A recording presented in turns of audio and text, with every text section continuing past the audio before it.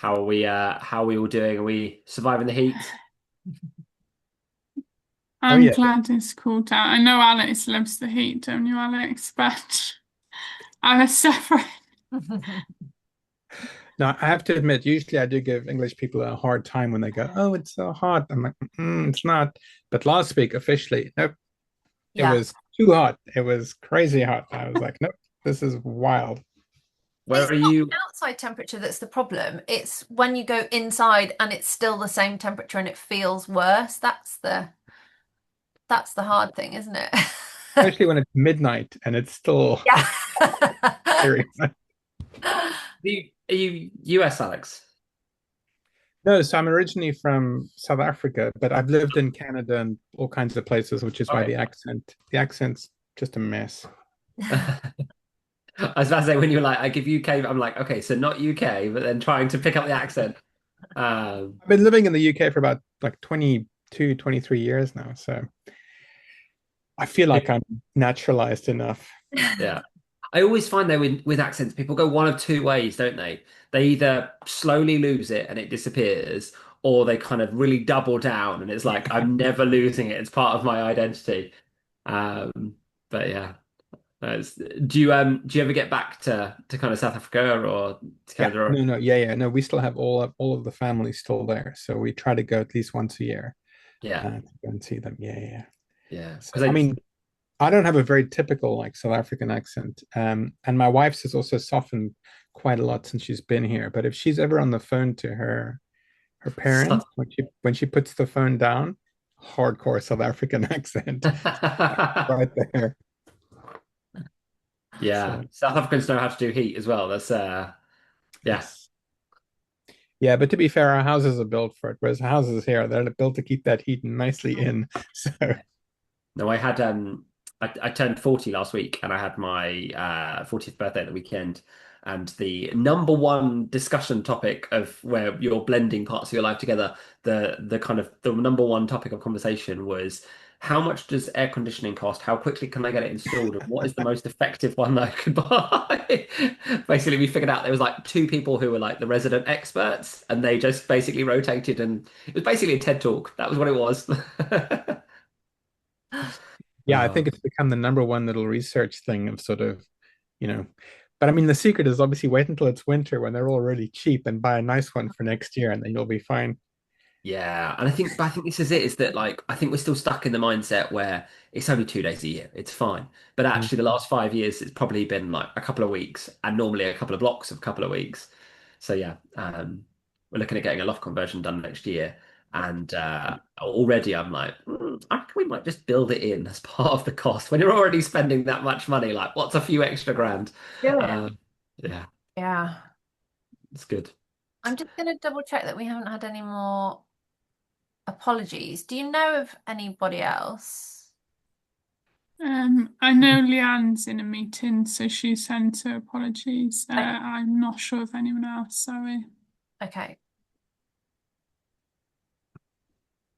No, we've got a very Yeah, intimate group today. Yeah. yeah. We normally, I feel like two is quite. Mm. I know there's some meeting happening this morning, but I thought it was just Leanne who was in that one. So I've had apologies from obviously Richard is in Uganda. I'd had apologies from Larissa and Sarah. Um, but yeah, there's still nothing coming in. I assume did you come in from the link on the email that I sent this morning or yeah, okay, so that's working. Shall we crack on, Jimmy? And Yeah, if great. they've had 5 minutes or so, if anyone hops in, we can catch them up. Yeah, that sounds brilliant. Great. So, I'm gonna share my screen. There we go. Does that come up all right? Yeah, Yeah. Super. A couple of months ago, I did a session, and the group was so polite that they let me do almost the entire thing before telling me that they couldn't see a thing. Um, so, change equation, we're not looking at change equation today, but we looked at change equation last time. So just as a little bit of a recap, because the tools that we're looking at today are kind of building off that.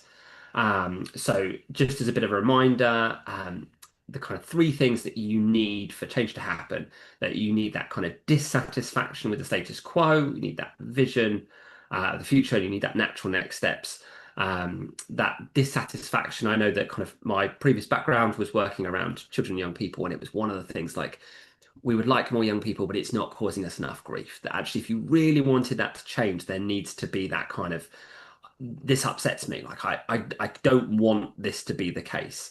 I imagine kind of Bible societies, if you think about something like biblical literacy, kind of there are people who are kind of ambivalent about it. But actually, it's that point where you say, no, actually, you know what? I really, this can't continue as it is. That vision of the future is kind of where could this be? I know that kind of Laura talks about it's that point where you start looking on Rightmove at kind of what's the house we could have. It's kind of where is it that we're headed towards that actually I need to know that things could be better and this is what better looks like. And then that natural next step, sometimes we can kind of get stuck on that kind of the big goal feels so far away. I'm never going to achieve that. So actually, what is that first step that's going to begin to kind of create momentum?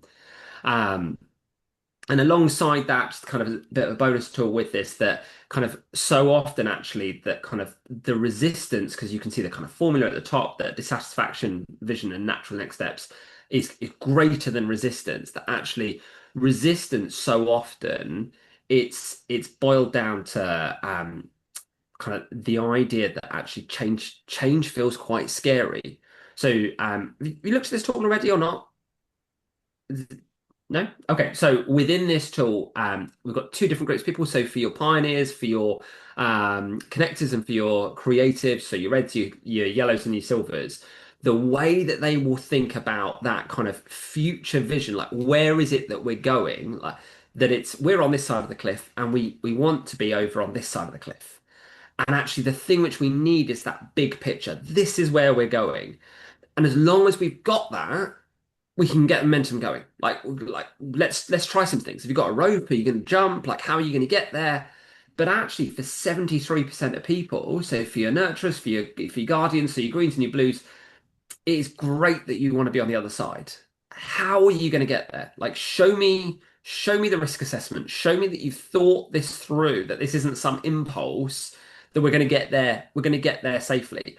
I often use the example with this that it's if you think about assembling an IKEA wardrobe, that this group here they just need to know it's a wardrobe. Like the instructions are for the week. Like I can figure this out. Like I know that I'm already putting clothes in the wardrobe, and so you start putting it together. That's what propels. Whereas for this group, I need to lay all the screws out, and it's going to really stress me out if IKEA have put two extra screws in because do I need those? Do I not? Like is the whole wardrobe going to fall down because of this?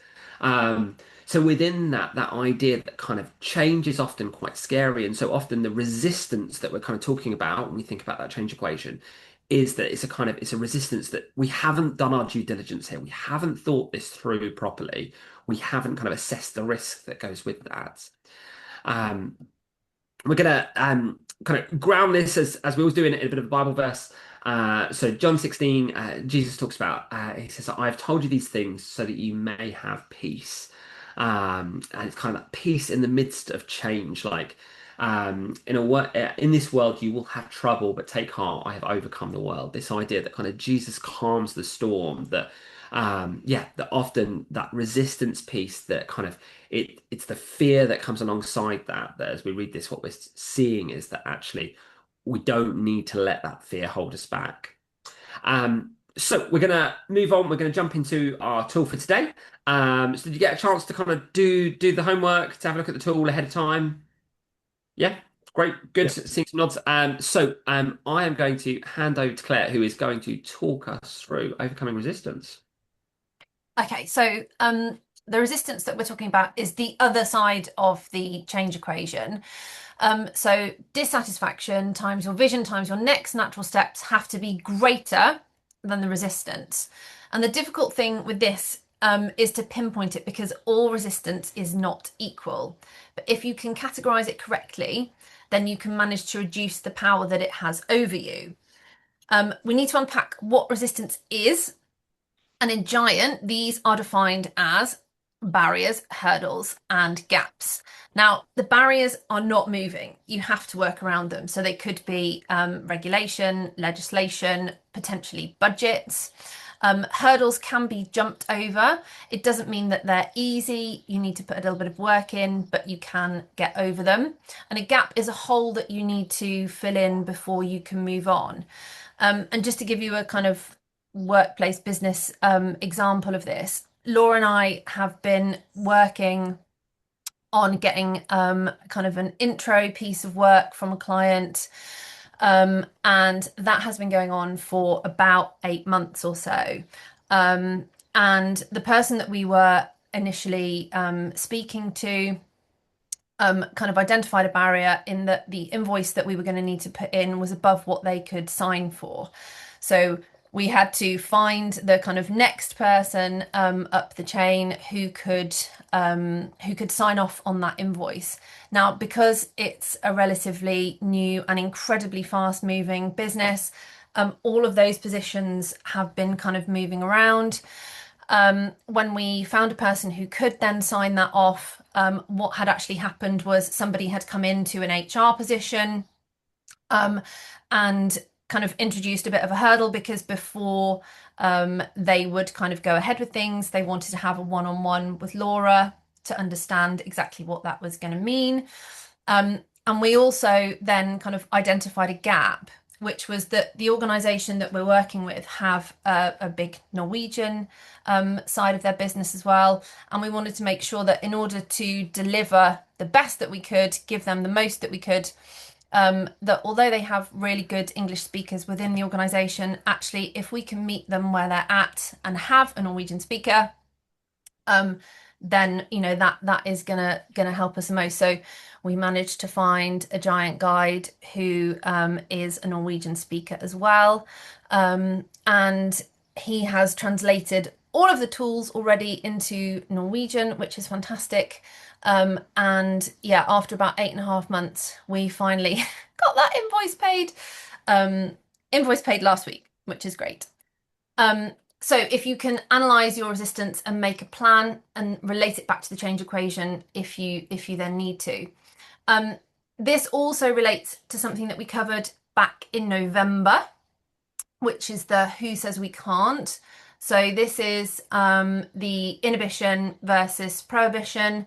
So the enforced restrictions is the barriers, but the inhibitions are the gaps and hurdles. Prohibition could be a person telling you no, and with the inhibition and limiting beliefs, these are based on fear or stories, but they are perception. So it's really important that we're not getting those confused, and that something that you think is a barrier isn't actually a hurdle or a gap.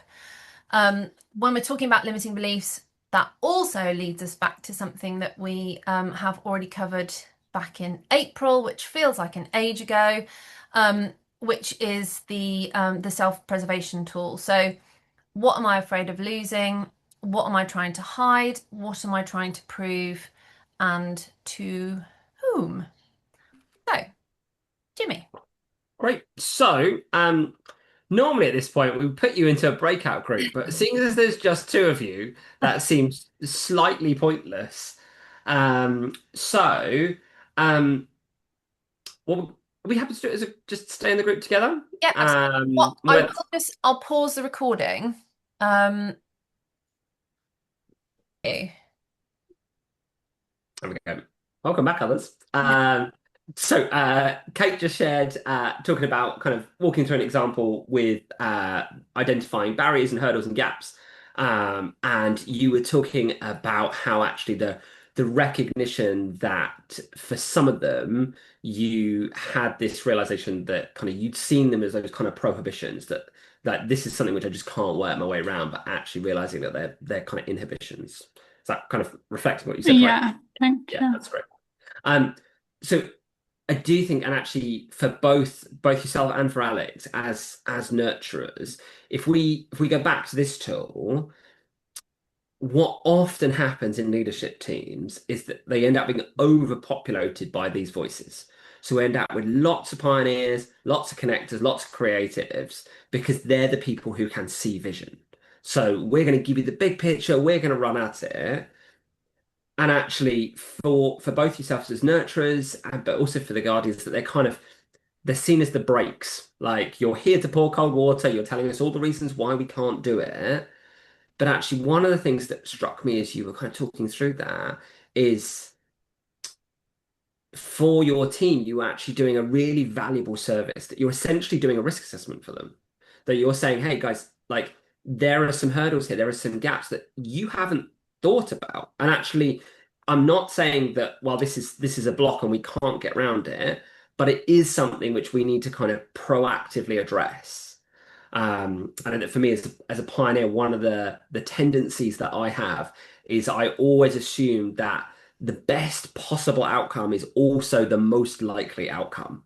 Um, so like in this scenario, I'm like, well, I can probably jump it. Like in my head, like we can definitely jump it. That's the game plan.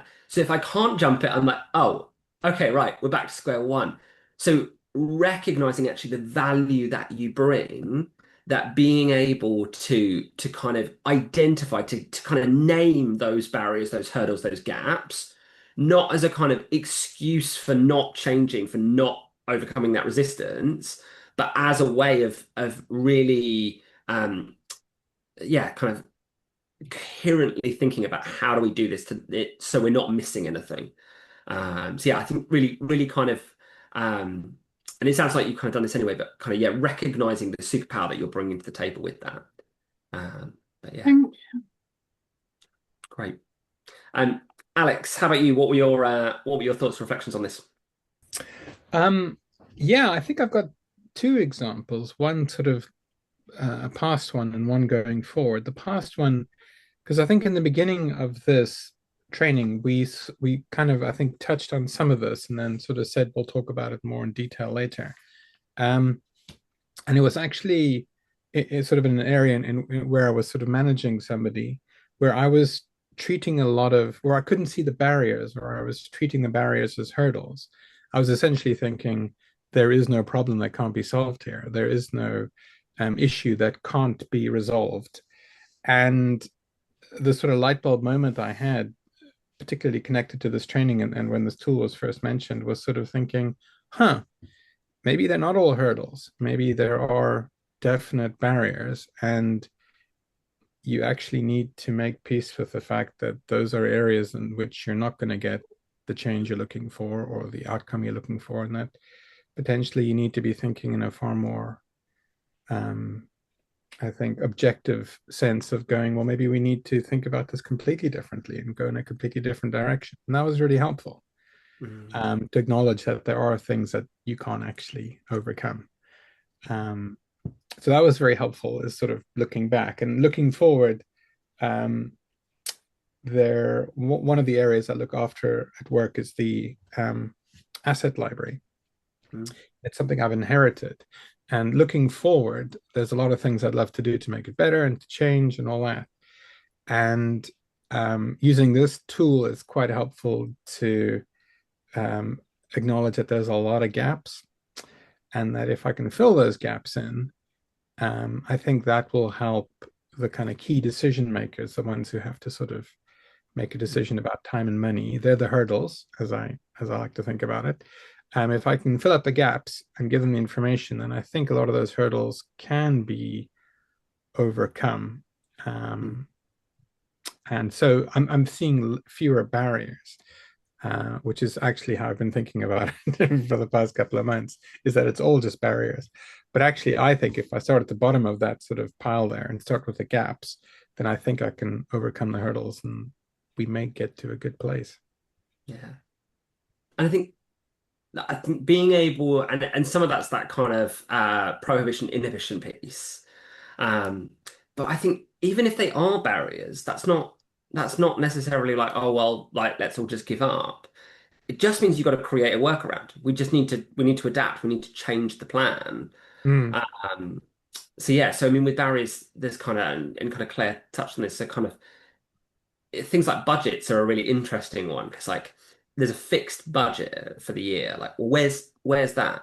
Kind of that feels like it's a barrier. And actually, I'm going to kind of lean into the fact that you're both nurturers within this, but the idea of pushing back and saying, no, I need to change the budget. I need more in my budget, or like there's a potential for conflict there. So there's potential that actually as a nurturer you're gonna shy away from that.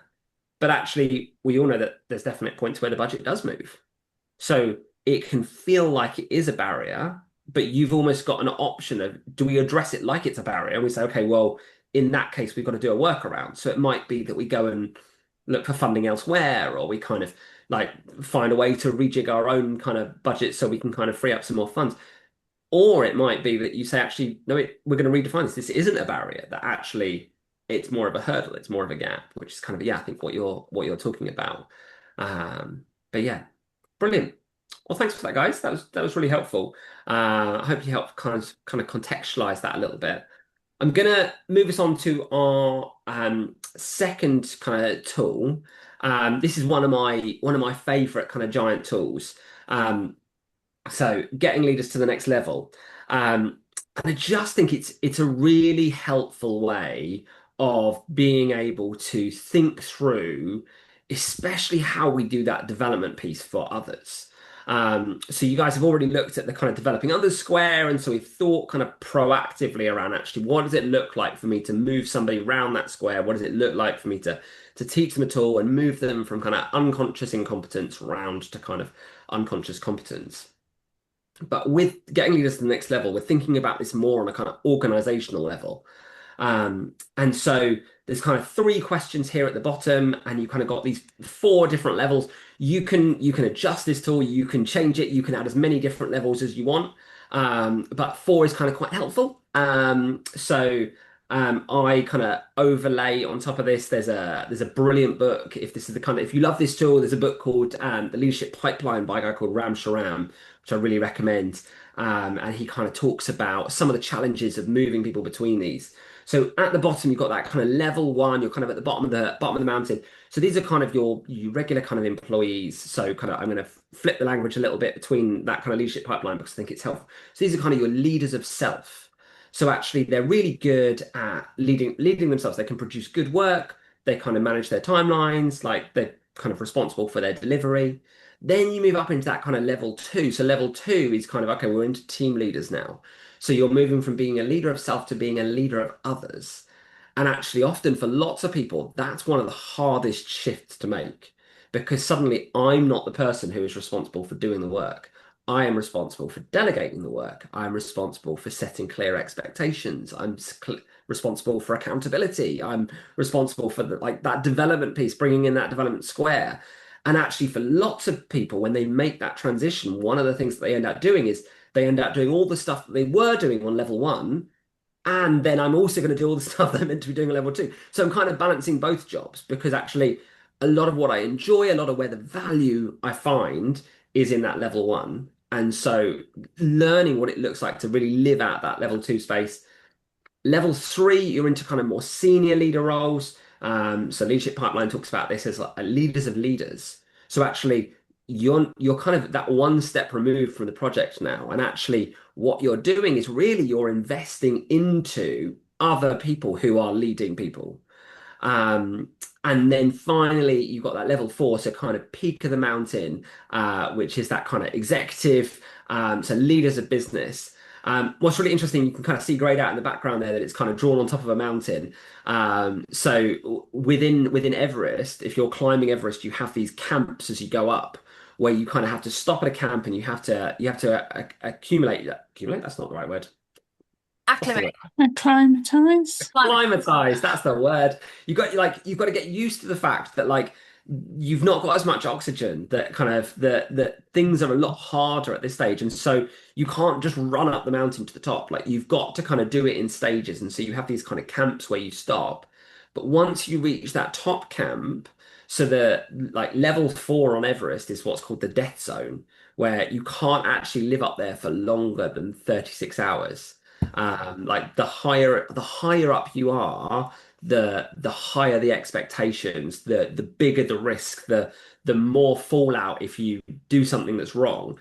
And so the higher up you go, that kind of actually those expectations become more pronounced. Um, and so kind of linking this back to kind of another tool that you guys have looked at. So we kind of have looked at the kind of the expectation scale. And actually, are we setting expectations that feel like they're realistic, that they're achievable? That so often we've got that tendency that we stray one way or the other, that either we end out with kind of setting unrealistic expectations, kind of people are like bracing for that crash, like we can try, but we're probably not going to manage it, or just flat out impossible. I'm going to set you a massive goal because as a leader, I'm like, well, if you make it some of the way, that's great. But actually, all it ends up doing is it just leads to that disengagement and that bitterness. But actually, when we're thinking about it within the tool of getting leaders to the next level, what sometimes happens is that the expectations that we have of others is that we swing the other way. So we end up with limited expectations. Like, I'm going to ask you to do this, but I'm kind of making a backup plan because I don't really think that you're capable of doing this. Or it's just resigned. I'm not even going to bother asking you to do this. I'm just gonna create a workaround. Um, and so, kind of going through our three questions here, that first question, like, what level are your leaders at? So, when you're thinking about the people in your team, where are they? Are they those level one people? But are they on their way to level two? Are they kind of halfway up? And then that leads to that second question of actually like, do they know the expectations? Do they know what I'm asking them to do? So sometimes we think we've been really clear in that, but actually, one of the things I often encourage people to do is, even if you think you've been really clear on the expectations, say it again. Like the kind of there's a rule in marketing called touch points where people need to hear things 7 times before they'll even begin to engage with it. So you're far more likely to have people who, and especially if they're in that nurturer guardian, going back to our kind of build the bridge again, um, for these guys here, the clearer you can make that bridge, the better. So yeah, not being afraid to kind of be really clear on those expectations. But then the third one I think is a really interesting question, and it's kind of a self-reflection question that actually your role is helping people to move up the mountain. And what often ends up happening is that we kind of lower our expectations rather than calling people up to that higher level.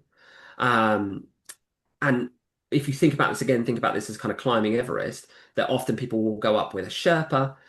If you decide that you're climbing Everest and you go, no, I don't want to walk anymore. I'm just going to stop here. I'm happy. Like this is my level. This is my jam. This is where I'm at. The Sherpa is not going to be like, okay, great. Well, I'll sling you over my shoulder and I'll carry you up the mountain. The Sherpa goes, all right, then let's head back down the mountain.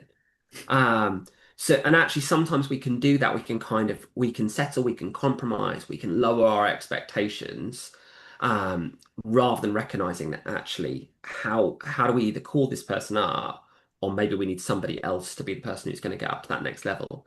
I think one of the things that kind of comes with that as well is, and kind of, again, going back to a previous tool, that kind of calling people up, not calling people out, that actually within this, does that person know that actually I want the best for you? I want you to win. I'm on your side here. So yeah, what does that look like to firstly let people know what level they're at and where they're going? Because sometimes as well, that one of the other things is that yeah, and again, nurturers kind of this is a real classic. Like, I think you could be an amazing leader of others. Really? I didn't know that. And you're kind of sat there going, well, obviously, like there's so much here that evidences that you'd be great at that. So are we letting people know what level we think they're at and where we think they're going? Are we being clear in those expectations? And actually, are we committed as to what it looks like to helping them to get there? Um, so any questions on any of that before we dive into our final kind of reflection on that? Great. So what I want us to do is I want us thinking about your kind of know yourself to lead yourself model. I want us to come up with some kind of natural next steps. So yeah, you might want to use the kind of the core process within this. But I want us to think about kind of who is at level one in your world, who's at that bottom level, and what do they need to reach that kind of that level two. Claire, anything to add as these guys are kind of reflecting on that as a question? Um, I think the thing that came out yesterday, although look, there we ultimately we want people to be able to reach level 2. We also do have to kind of have half an eye on the fact that there are some people that are going to want to stay at level 1, and just kind of being aware of that. And as long as they know that you are kind of for them, um, we can focus on the people that we know are going to go to up to level 2. So yeah, calling up, not out, if they do want to stay at level 1. Yeah. Yeah, that's great. Brilliant. So, Kate, you went first last time. So, Alex, I'm gonna put you on the spot. I'm gonna get you to go first. So yeah, what does this look like in your world at the moment? Um, well, there is one of the guys in the team I'm in. He is having to sort of step up and do maternity cover for his sort of manager, and he had sort of been dropped in the deep end a little bit because the mat cover started a little bit earlier, just because she's been kind of signed off for sort of health things. And I think he's fully capable of moving from level 1, to level 2 and beyond. But you can see it's a lot. And so I have been spending a lot of time with him, just encouraging him, just reminding him of how normal this process, giving him the realities of, everybody who's ever been a manager or who has ever led a team has started like this, in this position of going, oh my gosh, it feels like a lot. And one of the things that he wrestles with, similar to me, is if you are a creative, which always sounds very grandiose and you know, I'm a creative. But if you're somebody who essentially makes something, you don't just talk about work or discuss things or anything. You make a thing, and you get a great deal of enjoyment from the thing that you make. In his case, he's a designer, I'm a photographer and a videographer, so you're constantly creating things, you're making things, and there's a great deal of pleasure in doing that. Mm. So when you are put in a sort of space in which that's actually not what we're really looking you to do. We're looking for you to lead people. We're looking for you to plan projects and build a team and look forward and all that. You're kind of being pulled away from the thing you actually like to do.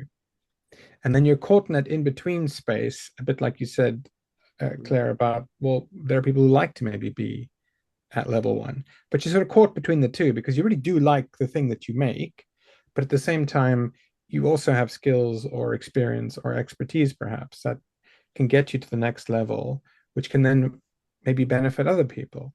And so it's that strange transition from not quite letting go of the thing that you actually really like to do and acknowledging that you can still maybe get some joy out of helping other people to do the thing that they like to do. So that's sort of that space that he's in. I mean, and I often find myself in, of sort of saying, could I ever really leave behind the things I really like about my job? Like, I love my job. And if I left behind the things I really love about my job, would I still love my job? Would a world of project management and just management and plotting things out and all that, would that give me the joy of the thing that I made? Which is an interesting thing to wrestle with. Yeah, no, that's such a good point, and I think within that, it's interesting that the higher up you go, the the further away you get from that kind of first love, for want of a better term, like the reason why I came into this, and sometimes like I'm really good at that. Like, so, I mean, like photography, like I'm really good at photography. Why on earth would I not be doing the photography? And actually, if we go back to that kind of developing others square, one of the frustrations often with that and where we kind of sometimes struggle to delegate is that it's so frustrating teaching somebody else. You're like, oh my word, I could have done it 3 times over in this time.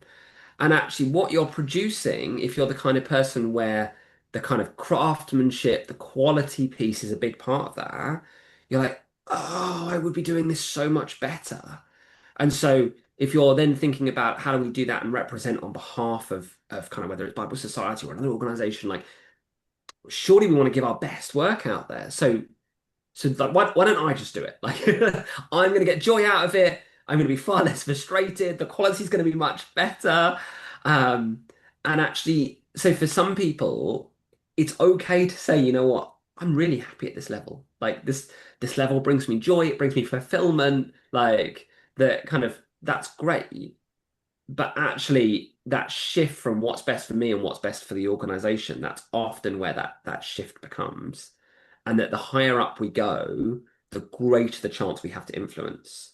Because actually, if you're in a position where you could create five other Alexes, and if each of those five other Alexes could create five more Alexes, the potential off the back of that is huge. Mm, But it mm. often comes seemingly at that sacrifice of like spending a lot more time in meetings rather than doing the thing which I love and I'm good at. But yeah, Mm. it's good. Oh, that's helpful, yeah. Kate, I'm gonna throw to you. That's all right. Yeah, of course. Yeah, it's a slightly tricky one, this one, because obviously I am myself at level one. So I, yeah, I think probably, and also I'm in a very small team. So I think at the minute, obviously, we've got level two as our team like manager. And my sense, although I haven't specifically spoken to my fellow kind of level one people, is that they are probably quite happy at level one in the respect of like, as Alex said, I think because we're in creative roles, we do actually like doing the creative things. And like at the minute, I'm sort of so when my manager went on mat leave last month, I've taken on some like additional responsibilities to kind of help with because I've got lots of blue energy to help with kind of the organisation and strategy and things like that. And yeah, so I think it's like I'm probably maybe, I don't know, like 1.5 or somewhere a little bit in between. But yeah, it is that kind of figuring out that balance. Like, I just love to write. Like, that's kind of my favorite thing, and which is technically here the level one stuff. So it's like making sure I kind of do the like additional responsibilities well and like really draw on the blue energy for that. But also I've had to be like, please let me still write because I'll be so sad otherwise and I need it. But I think one thing, as I said, obviously I get the sense of we are probably quite happy a bit at level one, but one of the things I have been trying to like make a positive change sort of since taking on these additional responsibilities is like finding ways that we can each have more sort of creative authority almost. So like, you know, there's things that each of us are actually very passionate and probably specialist in that we're not all across the board. Like we're not, that's not our specialty for across the board. So in what ways can each person kind of take a bit more ownership, have a bit more creative control, have a bit more of an editorial voice within the kind of wider sort of ecosystem of like, oh, so, you know, there's a lot of work that we just kind of get assigned. So in a way, that's kind of my little sort of small attempt of like going from level one of like, yes, you're leading yourself, but also you can like be a really strong, powerful voice in this project and use your skills really well and enjoy it, hopefully, as well. Yeah, no, definitely. And I mean, I think it links back to another tool that I think you looked at right back at the start. You looked at the 70-30 principle. And kind of the analogy which we use off the back of that is kind of right hand, left hand. So I'm going to assume you're both right-handed, right? Left-handers? Yeah, okay, great. It always makes it easier when everyone's right-handed. So actually a lot of what you're talking about, whether it's the photography piece, whether it's the kind of creative writing piece, like it's right-hand activities. Like I'm good at it, it's natural, it's joy-giving, it's good. But actually if you think about that in the kind of ratio, that 70-30 ratio, surely in that case it should be 100-0, right? We just do the stuff that we're good at, the stuff that we enjoy. Like, why would I do anything else? Like, why would I do any of the 30% stuff? That sounds ridiculous. But actually, that's the stretch stuff. That's the stuff where we grow, where we kind of move forward. But actually, the problem is always when that dominates, and actually, that's some of what we were talking about when we were kind of working through your situation, Alex. That when that flips, when it's not 70-30, but it's more like 30-70, that I'm only doing a tiny bit of the bit which I enjoy, and I'm doing way more of the bit which I find hard. That actually, that's where it becomes an issue. But you need that 30%. And actually, I think for UK, the recognition of being at level one, that we talked about this as kind of managing down, but actually you can equally apply this to kind of managing up. That it's you talked about kind of, okay, I'm kind of at level 1.5. But actually, and it sounds like kind of you're starting to have some of that conversation. Actually, what would it look like to be at level two? And so if we go back to our change equation, that there's a kind of, am I happy just staying at level one? I actually no, there's bits of being a level two that I can find, I can see, and I really want that. That there's that vision of the future. Like, what does it look like to be level two? I think the bit when you're thinking about managing up is those next steps. Um, and actually, a lot of that comes into that second bit. It's the clear expectations. So I often use the analogy. My my kids go to a gymnastics class, but it's equally true, like of their swimming class or whatever else. That you get these kind of books, or it's online, and it's like, here are the 12 things that we need them to prove that they can do, so that they can move up to the next class, the next level, whatever else. And you can see this kind of like, maybe there's a little progress bar, or they get a little sticker or whatever it is. And I'm not suggesting that you sit down with your manager and create a sticker book, but actually being able to really clearly communicate, okay, so if I was going to be a level two, what would I need to do? What would be the kind of the expectations of that? And actually, how many of those am I kind of currently doing? And you talked about some of that kind of that shift from like responsibility over to kind of, actually I've got some authority around this. Like I'm able to do this. I'm able to make some decisions about this. Because actually, what that then does is it's not just all on your manager to say, okay, how do I make sure that, like, we're having conversations about clear expectations, and am I helping Kate to get up to get up the mountain? But actually, you're doing that collaboratively. You're saying, actually, no, we're both clear on what those expectations look like, and actually, we're looking to move up the mountain together. So yeah, hopefully that kind of. Okay. Claire, anything to add on to any of that? Not specifically to add, but it actually just made me think, Kate, whilst you were talking about sort of needing to do the writing side of things. My dad was a pilot in the RAF.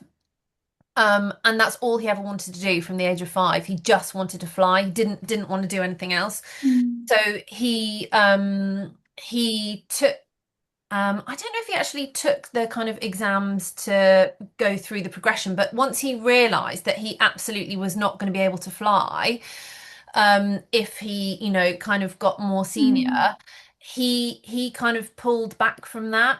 But what he did do, was become a captain. So I don't know if you can kind of apply the same thing to writing. But I think what he learnt, you know, on the captain side of things made him better as a pilot.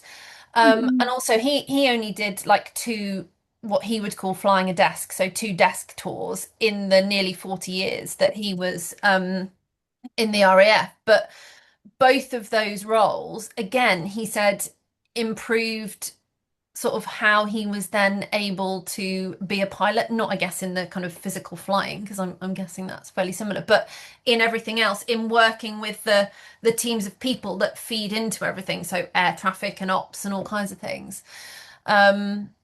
So yeah, I would, yeah, don't necessarily see it as a level 1. And the fact that you're on this course and you're investing, and the difference that you feel, like you mentioned at the beginning, of the session as well, is yeah, all credit to you. Yeah. Thank you. I mean, it also it links back to again kind of the tool that we were looking at before.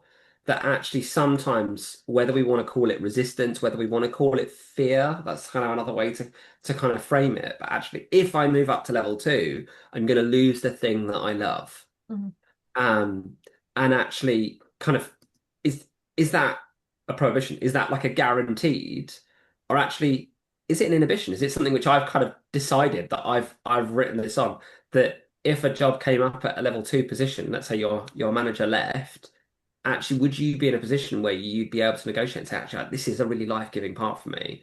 And I'm not saying I just want to write, but actually, can it be that kind of 30-70, 40-60, 50-50 split? So I'm still doing some of the stuff, but I'm also like I'm able to kind of stretch myself that little bit. That actually it it's kind of it's more of either like a hurdle or a gap, that it's something where there's more flex in this than maybe I think. Um, so yeah, it's always nice when all the tools kind of interweave together. Brilliant. Well, with only two of you, kind of the break into groups and then recap means that we've kind of landed slightly ahead of time. So, I mean, if you have any additional questions, anything else which you want to unpack, you're very welcome to do that now. But if not, we can reclaim 8 minutes of our life, 7 minutes of our life, which I'm sure will be filled with emails and all kinds of other fun tasks. But yeah, was there any other kind of questions or anything which you wanted to kind of unpack from any of that? No, no, that's been really helpful. You guys are always very great and very clear and very helpful. So Great. it's always a very rewarding hour. Good, good. Glad to hear that. Brilliant. Any admin stuff, Claire, before they I'll pop the email out. It's just two tools again next time, but I'll add the details into the email of exactly what that is. brilliant. Yeah. Great. Lovely. Well, thanks so much, guys. I small but meaningfully deep group. I enjoyed that. That was good. So yeah, I think I'm doing another one in a couple of weeks. So I'll look forward to seeing you again then. Brilliant. Thanks so Thanks, much, guys. See Belle. you later. Thanks, Nice to Jimmy. see Thanks, you. Claire. Bye. Okay, bye. Bye.